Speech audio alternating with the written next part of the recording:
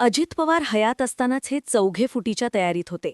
आता पवारांनी याच चौघांना सळो की पळो केले. दोन्ही राष्ट्रवादीच्या विलिनीकरणाच्या चर्चेने अजित पवार गटाच्या नेत्यांना, खास करून प्रफुल्ल पटेल आणि सुनील तटकरे यांना ज्या पद्धतीने घाम फुटलाय ते बघता यामागे त्यांची राजकीय असुरक्षितता असल्याचा दावा राजकीय वर्तुळात केला जातोय.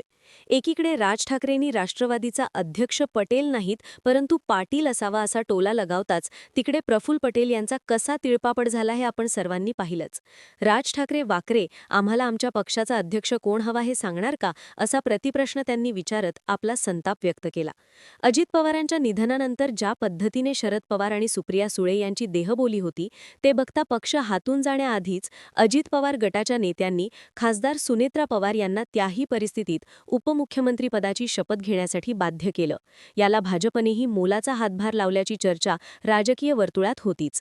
शरद पवार पुन्हा ऍक्टिव्ह झाले तर आपल्याला राजकीय संन्यासच घ्यावा लागणार, एवढी असुरक्षितेची भावना 85 वयवर्ष झालेल्या पवारांबद्दल या मंडळींच्या मनामध्ये आजही येतेय. याची कारणं काय ते समजून घ्या.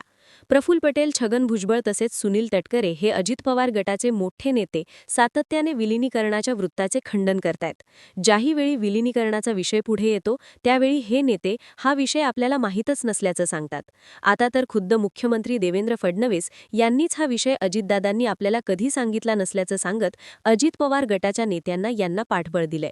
महायुतीसोबत राहण्याचा निर्णय सामूहिक होता आणि तुर्तास तरी विलिनीकरणाची कोणतीही अधिकृत चर्चा झालेली नसल्याचं अजित पवार गटाचं म्हणणं आहे. परंतु यामागे पटेल, तटकरे, भुजबळ, मुंडे तसेच अमळनेरचे आमदार अनिल पाटील यांची काही राजकीय अपरिहार्यता दिसते. 1.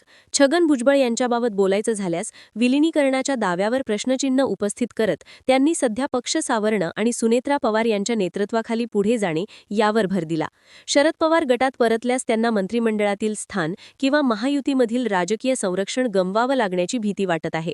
भुजबळ यांनी तर अगदी उघडपणे सांगितले की कोणताही निर्णय घेताना भाजपच्या वरिष्ठ नेतृत्वाला म्हणजेच मोदी, शहा, फडणवीस यांना विश्वासात घेणे आवश्यक आहे. समजा विलिनीकरण झाल्यास भुजबळांच्या महायुतीमधील अस्तित्वावर प्रश्नचिन्ह निर्माण होऊ शकतं. त्यांना सत्तेतील वाटा कमी होण्याची भीती सतावत आहे. 2. प्रफुल्ल पटेल हे सध्या पक्षाचे राष्ट्रीय कार्याध्यक्ष आहेत. दोन्ही राष्ट्रवादीच्या विलिनीकरणाला त्यांचा सर्वाधिक विरोध असल्याची चर्चा राजकीय वर्तुळात. राष्ट्रवादीचे विलिनीकरण झाल्यास दिल्लीतील त्यांचे महत्त्व कमी होऊन त्यांची जागा सुप्रिया सुळेंना मिळण्याची शक्यता अधिकची आहे. शिवाय केंद्रात मंत्रिपद देण्याचा विचार झालाच तर त्यांच्या जागी सुप्रिया सुळे यांचा नंबर पहिले लागण्याची शक्यता असल्यानं आपण राजकीय स्थैर्य गमावून बसू असा धोका त्यांना वाटतोय. त्यांना सुप्रिया सुळे यांच्याशी केंद्रीय मंत्रिपदासाठी किंवा पक्ष संघटनेतील वर्चस्वासाठी मोठी स्पर्धा करावी लागेल असं वाटत असल्यानं त्यांचा विलिनीकरणासाठी तीव्र विरोध आहे. पटेल यांनी अजित पवारांना साथ देऊन शरद पवारांपासून दूर जाण्याचा निर्णय घेतला होता. आता पुन्हा शरद पवारांच्या नेतृत्वाखाली गेल्यास त्यांना दुय्यम भूमिका स्वीकारावी लागेल. त्याचा राजकीय कडेलोट होईल अशी भीती त्यांना वाटते. तिसरा मुद्दा, राष्ट्रवादीचा राज्यातील चेहरा म्हणून प्रदेशाध्यक्ष सुनील तटकरे सध्या संपूर्ण महाराष्ट्रात पक्षाची संघटना हाताळतायत. विलिनीकरण झाल्यास जयंत पाटील, जितेंद्र आव्हाड यांच्यासारख्या राजकीय प्रतिस्पर्धींमुळे प्रदेश अध्यक्षपद सोडावं लागण्याची भीती तटकरे यांना वाटते.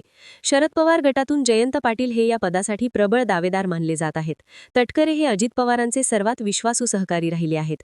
विलिनीकरणामुळे त्यांचे पक्षांतर्गत अधिकार आणि निर्णयांवरील पकड कमी होऊन त्यांना शरद पवारांच्या आदेशांचं पालन करावं लागेल. शिवाय मुलगी अदिती तटकरे यांची राजकीय स्टेबिलिटी ही सध्या चांगली असून राज्यात मंत्रिपदावर ते आहेत. त्यांच्याही पदाला धक्का लागण्याची भीती तटकरे यांना वाटते.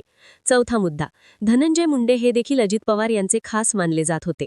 त्यांचे भाजपतून राष्ट्रवादीत येण्याचा प्रवासच मुळात अजित पवारांमुळे झाला. धनंजय मुंडेंचे वडील पंडित मुंडे यांनी धनंजय मुंडे यांनी सोबतच त्यावेळच्या एकत्र राष्ट्रवादीत प्रवेश करून अजित पवारांचे नेतृत्व स्वीकारलं होतं.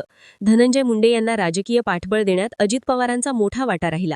करुणा मुंडेचे प्रकरण असो किंवा मग आता सरपंच संतोष देशमुख हत्येचं प्रकरण असो, धनंजय मुंडे यांना राजकीय राजाश्रय केवळ अजित पवारांमुळे मिळाला होता.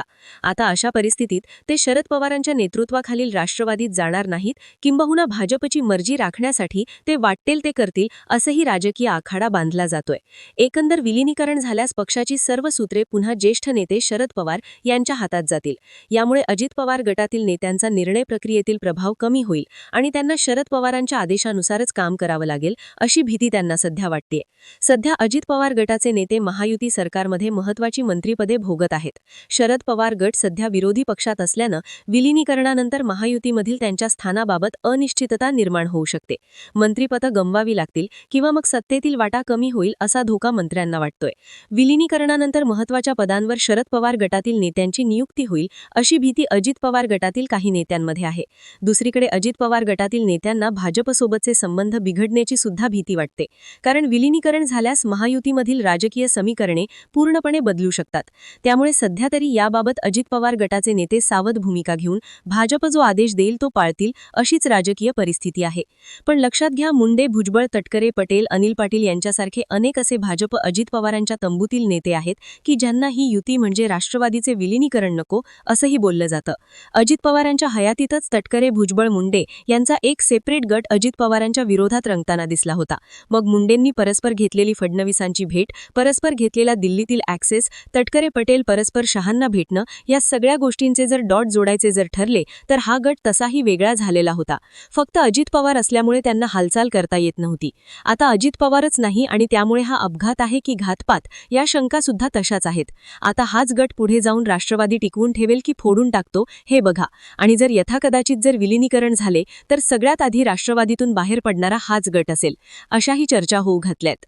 आता या सगळ्या घडामोडींकडे तुम्ही कसं पाहता कमेंट सेक्शनमध्ये जरूर व्यक्त व्हा. अशाच माहितीपूर्ण व्हिडिओसाठी आपलं चॅनल आवर्जून सबस्क्राईब करा. जय